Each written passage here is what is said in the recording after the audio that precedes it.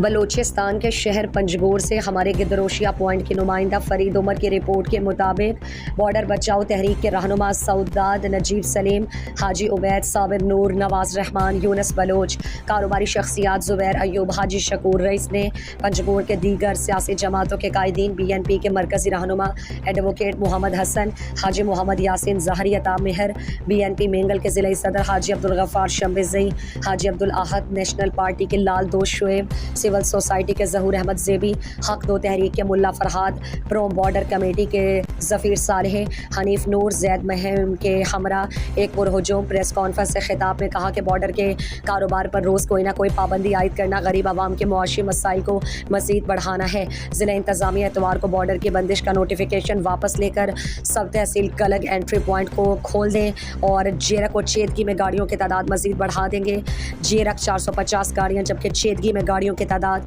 350 कर दी जाए। और उन्होंने कहा कि बॉर्डर पर बिलावजह आवाम को तंग करने का सिलसिला बंद नहीं किया गया तो CPAC को बंद करके एहतजाज करेंगे। उन्होंने कहा कि पंजगोर में नई E-टैग की बास गश्त है, अगर ऐसा है तो हम उसके खिलाफ सड़कों पर निकलेंगे और DC ऑफिस का घेराव करेंगे।